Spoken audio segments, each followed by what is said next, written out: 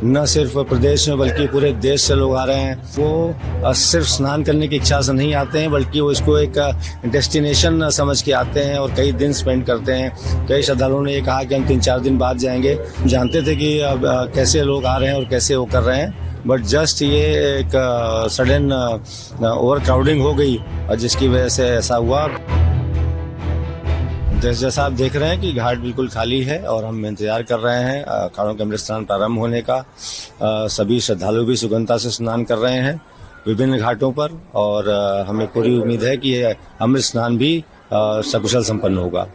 संख्या लेकिन सीमित रहेगी अखाड़ों के आगमन। अब हमने तो अपनी तरफ से संख्या सीमित करने को नहीं कहा है और जो उनका निशान है, जो उनके महामंडलेश्वर हैं, जो उनके गुरु हैं, वो सबका स्वागत है।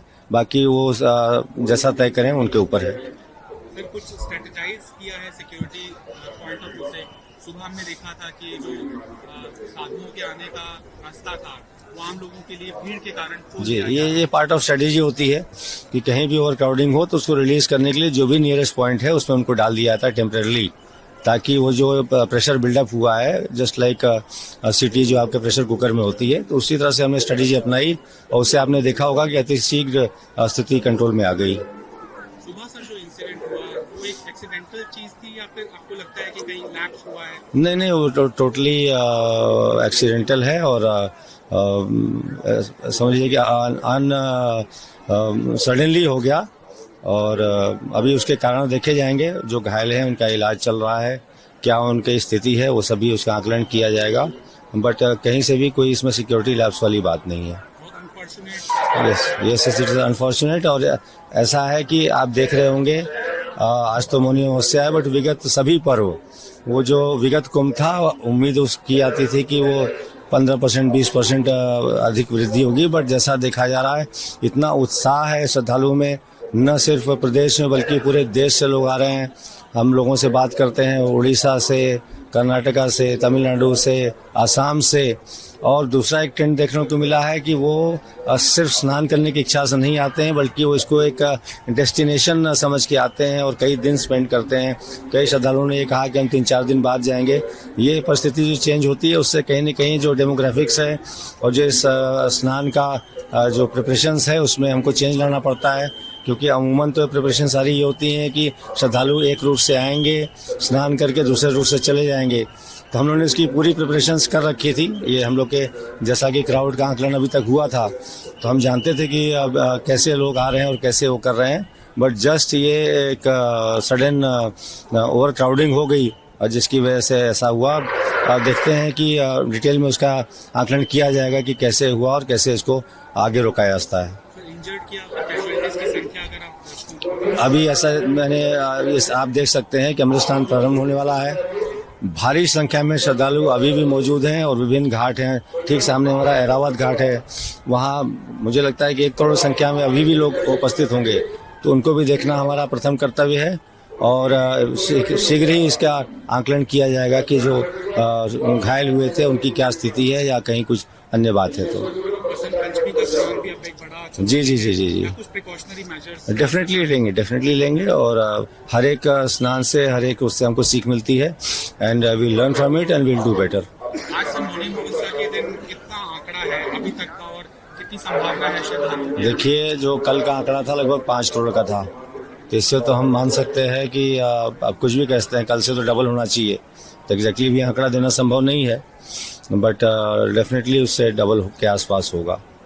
प्रशासनिक स्तर मतलब कुछ बढ़ाया गया है, चौकसी या फिर? वो हमने पहले से ही बढ़ा रखी थी। मकर संक्रांति की जो भीड़ आई थी, नहीं हादसा तो अब मैंने जैसे आपको बताया कि it was a sudden thing और जिसको हमने तुरंत अंडर कंट्रोल कर लिया है स्ट्रेटेजीज और टैक्टिक्स अपना के। तब से तो लगातार यहाँ स्नान चल रहा है और विभिन्न घाटों पर स्नान चल रहा है। तो अब आगे की स्ट्रेटेजी जो देखेंगे, बट फिलहाल तो जो टैक्स हमको इस्तेमाल करना चाहिए वो सारा करके हमने स्थिति काबू में कर रखी है। श्रद्धालुओं से कुछ मैसेज देना चाहेंगे आप? हम कई जगहों पे लोग रुक जाते हैं, हम बार बार यही मैसेज देना चाहते हैं कि हर एक जगह की अपनी एक उसका एक फैसिलिटीज होती हैं, एक तरीका होता है आने और जाने का। हमने उसको बखूबी उसका प्रचार प्रसार किया हुआ है। एक हमने जोनल स्कीम बनाई हुई है कि जो जिधर से आएगा उधर से जाएगा, उसका पालन करें सभी संगम सभी जगह है, सभी जगह गंगा मैया का पानी है। स्नान करें और खूब पुण्य कमा करके अपने गंतव्य को वापस जाएं।